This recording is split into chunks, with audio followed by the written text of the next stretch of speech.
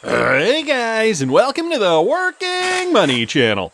We've got the third daily close above all-time high for XRP, this courtesy of the blockchain backer. Guys, take a look at this. This is the XRP chart. He screen grabbed this on the daily, and it's looking as though we are staying above the former all-time high that we saw back in January of this year. Okay, that was around $3.40. And so, if you take a look at the chart, I already got the horizontal line up here. So that was former all-time high from back on January 16th, 2025, guys, when XRP made new heights. We were waiting for over 6 months, and finally by July 17th, 2025, XRP soared above and stayed above that level. And now, as you guys can see, even though we did see this bearish day back on July the 18th, we still stayed above the former all-time high.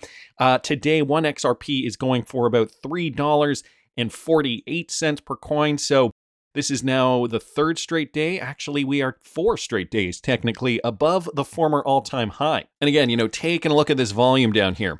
Okay, taking a look at how high this volume bar was compared to this volume bar, the negative selling pressure versus the positive buying pressure. But then you compare that to the candlesticks, and guys, that is looking very bullish. I don't know if you guys are understanding what I'm saying here. If you don't understand, put it down in the comments. I'm going to try to explain it as best as I can.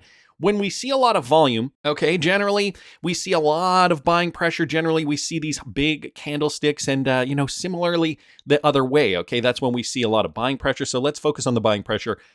Tall volume bars, so a lot of buying pressure. Tall volume, or rather tall green candlesticks. That means a lot of people are buying up, and there's not enough sellers to support the buying action, which means price goes up a lot. But the opposite, okay, if we see the exact same volume, so the exact same amount of XRP changing hands, but we don't, in fact, see those large red candlesticks, that means that there is more buying support up here than there are sellers. So even though we did see a red day, it wasn't nearly as bad. Conversely, as if, you flip that around and we look at the buying pressure. So that means there's still buyers on the table looking to buy up XRP. That's where we get the long wicks and the long tails. I hope that makes sense. So almost equal volume, but, not really equal price action. That is an indication that that the buyers are still there, and XRP is still going to go up much higher. And again, for more information on where I'm going to be selling my XRP, guys, I've rolled back prices, $5 a month for the Patreon. So subscribe now and stay subscribed to lock in at the $5 price point. This is when it gets really fun. This is when we really have to drill down and pick our price targets accordingly. We got to make them realistic. We can't have flights of fancy here, right? We want to cash out for some profit, but at the end of the day, we want to hold some XRP if, in fact, we do see the real world utility come in effect before we do see a market crash. If, in fact, we do see a market crash. So for all that information and more, a more detailed analysis of the market, you can follow me at patreon.com/workingmoneychannel. Again, only $5 a month for a limited time. Guys, we also have Fear and Greed still in the 60s, so high 60s though. We're at 68. Market cap is up by a little bit. Altcoin season is now almost at half, almost at 50 out of 100. So a lot of these altcoins now gaining traction here. You can see a bit of a mix on the board, although most of the altcoins are in the green today. That's positive news. The blockchain backer with another tweet here. I speculate it will be the XRP market cap chart that matters most in all of this. So this is an interesting chart that I don't look at often, but an interesting way to plot the fibs both on the shorter time frame and also on the longer time frame. Let's take a look at that. Actually, let's take a look at market cap XRP. Okay, and let's bring that up here. And let's throw that on, actually it's probably fine on the daily there, so long as we have the history here on the chart. So let's just throw a Fibonacci on here from the top of the market. Okay, this is when market cap was at 129-ish, 128, 29 billion. And so we got that market cap up there. And, we take a look at where the 4.236 could lead us. And then we're also going to plot. So let's just zoom in there.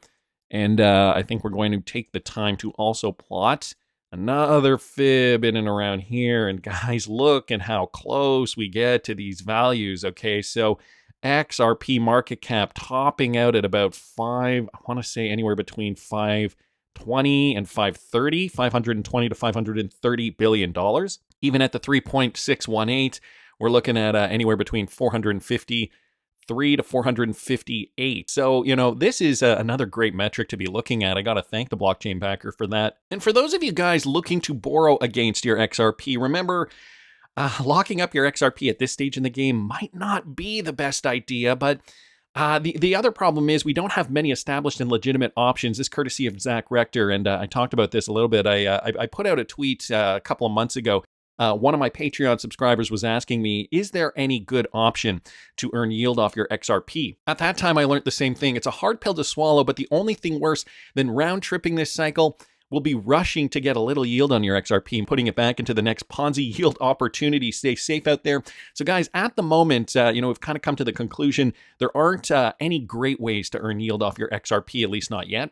So I wanted to thank Zach Rector and the blockchain backer for posting that. Coin Bureau with this Tom Lee clip. There is no $2 trillion asset that has ever vanished. So there's no Bitcoin 2.0. And by that, he means there's no replacement for Bitcoin. I know we call XRP Bitcoin 2.0, but it's for other reasons here. I wanted to play you guys this clip of Tom Lee. Listen to this. I think that it's probably better to just observe a few things. One is Bitcoin has now been around for 15 years, and there has not been a Bitcoin 2.0. So there's no crypto 2.0. This is Bitcoin is the surviving chain. And Bitcoin has become a $2 trillion asset, which never in history, financial history, has anything reached $2 trillion and then disappeared.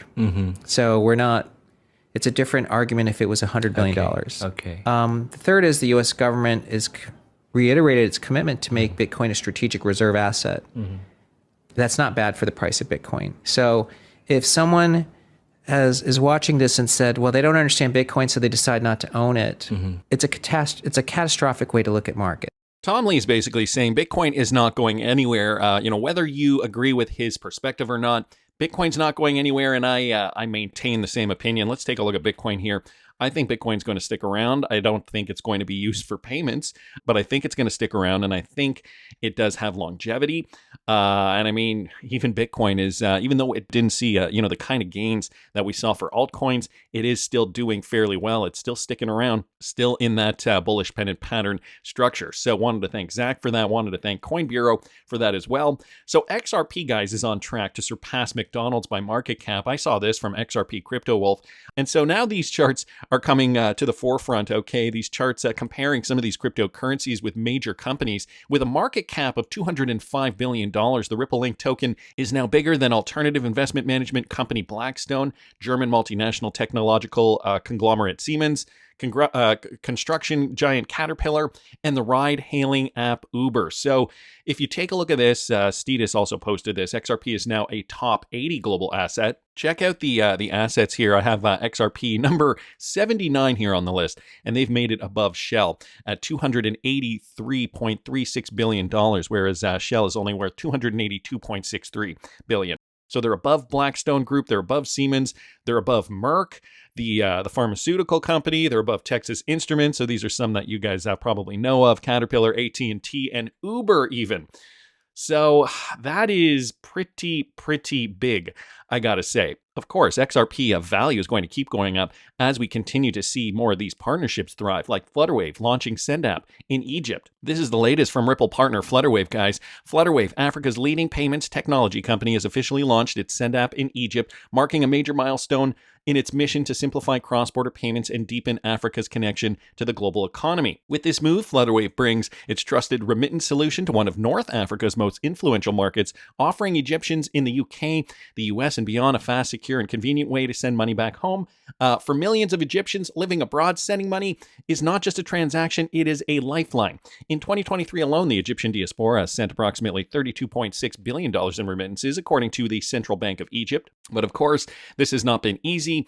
Here's a quote, guys. For us, launching SendApp in Egypt isn't about the expansion.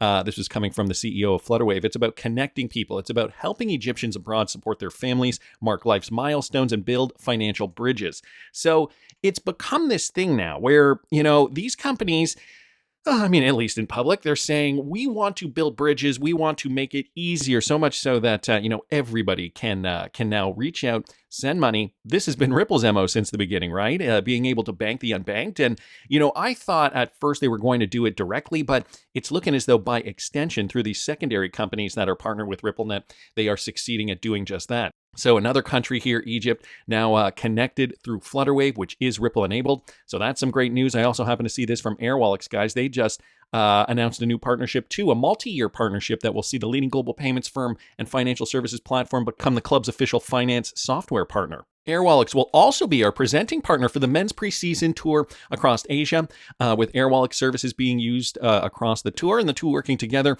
in a longer term to improve our payments gateway services in other areas. So this is a partner with Arsenal, the official football club. One of the chief commercial officers, she said, we're delighted to welcome Airwall to the Arsenal family and to introduce them to the Gooners around the world on our upcoming men's tour in Asia. They share our values, our ambition, and they want to grow and grow our ambition with us. We look forward to working together with them closely over the coming years to drive efficiencies across our commercial operations, supporting our growth and fueling the investment that will bring us sustained success. So this is, what it's becoming, right? Companies partnering up with sports franchises, and it's becoming something bigger than we originally thought it would become. Airwall has done very, very well over the years. I gotta say, it's leveraging the RippleNet technology, licensing the XRP ledger, licensing that DLT tech. They've been a partner from the beginning, and these guys really doing well. We hear a lot of great news coming out of the Airwall camp. This is just another one to add to their list. Ripple's also been busy doing some other things. The other day, we saw Chris Larson having a meeting with the governor of California, Gavin Newsom. But this is an agenda for July 23rd, okay? A resolution that allows the San Francisco Police Department to formally accept and use office space donated by Ripple Labs. I know Ripple has been very active in helping support the community. Chris Larson has strong ties to San Francisco specifically. But this resolution retroactively authorizes the police department to accept and expand an in-kind gift of office space from Ripple Labs for the police department's real-time investigation center, valued at approximately $2.1 million over the period of May 22nd, 2025 throughout December 31st, 2026. So Ripple doing good for the community as well. Wanted to thank Crypto Eddie for posting that. Dr. Artur Kurjakulov here, also posting, we have been building on the XRP Ledger ecosystem for the past 3.5 years. Our commitment to this blockchain is well recorded here. Today, we make it official. XRP will be part of our strategic reserve. So it's looking as though another company here, XP Markets, is actually leveraging XRP as a strategic reserve, or accumulating XRP, I guess I should say. We already operate exclusively using XRP in the RLUSD. This goes both for salary, services, payment processing. But now this is not just about operation. Now it is our core. It is great to be among the first who added XRP to their company's balance sheets. We will keep stacking up the drops. And so he's talking about this, guys. We're proud to announce the launch of XP Markets XRP Strategic Reserve. Starting today, we are forming a strategic reserve of both XRP and the RLUSD, which will be added to our balance sheets. This is a full commitment we've decided to make to further strengthen our future and focus on the XRP ledger, securing our long-term vision. This is something no other project has done on the XRP ledger. We are doubling down on what we believe in. As they should. As they should. So great news here coming from both Dr. Artur Kurjakulov and XP Markets, adding XRP to their strategic reserve. Well, I also happen to see this from Moonchaser. Congrats to the Bifrost wallet with your new on-ramp provider. So now cryptos like FLR, so Flare, XRP Quant, XDC, BTC, and Ethereum can now all be bought in just a few steps, just a few taps, actually, with the Bifrost wallet, straight from your phone into your custody. So you can use Apple Pay to pay for this. And this is a new feature, guys, you can buy with debit or credit card on the Bifrost wallet. So, many of these new services are now becoming available. And I think with the Genius Act now in play, we're going to see a lot more of these types of services available in the United States specifically. I'm hearing some murmurings of a very exciting new update that I want to eventually share with you guys. I've been talking to one of the developers behind the scenes, and it's going to be exciting, I think, for many people who are going to be securing profits for this particular bull run. Anyway, got to keep moving along. Wanted to thank Moonchaser for that. Well, Cowboy Crypto, guys, also posting this. Note, Kristalina Gorgieva being very, very particular about how she words this. This is the managing director for the IMF, and this was just a couple of days ago on the 18th of July. Guys, and this is what she had to say when she visited San Francisco. I'm in the San Francisco Bay Area. It is a difficult time for the world economy. Low growth, high debt, high uncertainty. Countries cannot borrow their way out of debt. They have to grow. And to grow, they need to focus on productivity and innovation. This is exactly what Silicon Valley excels in. And I'm here to find ways in which we can be a transmission line of this spirit of innovation. Work with cutting-edge firms so we can help the rest of our membership benefit for technological advancements and productivity enhancing action. But also I'm here to tap into this incredible spirit of human ingenuity that will always prevail. Notice what she says here, working with cutting-edge firms. She is also the managing director of the IMF, the International Monetary Fund. So she's definitely working with crypto companies. So whether she's talking about Circle, Ripple, I mean, what are the other cutting-edge firms coming out of Silicon Valley that are fully regulated by government? Guys, this is the beginning. We're not hearing it directly from Ms. Gorgieva. However, I think it's pretty clear. The Russian central bank has been saying it for years now, since the financial crisis of 2008. I wanted to remind you of this. Smoka also reminding us of this. After the financial and economic crisis of 2008, a request for a new approach to interbank cross-border transfers began to form. Now, again, this was not in the United States, even though that catastrophe happened in the US. Ripple was the first approach proposed by the government in Russia. Okay, fintech ecosystem and increased competition in the cross-border interbank transfer services market. Again, this is from the Research Institute of the World Economy and International Relations, named after E.M. Primakova of the Russian Academy of Sciences. This is Moscow, 2018. Guys, they were talking about cross-border payments back then. SWIFT has been a recognized leader in the cross-border interbank transfer services market since the 1970s, but after the financial and economic crisis of 2008, a request for a new approach to interbank cross-border transfers began to form, and Ripple fintech system was top on their list. Now, you take this in conjunction with what Brad Garlinghouse was talking about on the 17th. The last major financial regulation bill was passed 15 years ago as a response to the 2008 financial crisis. And now tomorrow, the signing of the Genius Act cements the U.S.'s future in being a leader in true innovative financial technology, stablecoins. So, it's important to recognize that the entire world is getting on board. Whether we agree with each other's politics or not, the entire world is going to run on DLT technology. It's an interesting concept. SWIFT is becoming a thing of the past, so much so that, you got to think how much XRP is really going to affect this. BTC was the experiment, coming from Vincent Van Cote here, to introduce the idea of a fictitious digital money. XRP was always the end game.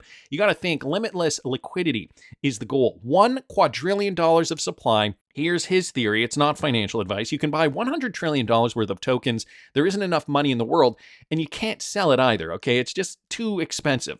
There's just too much of it.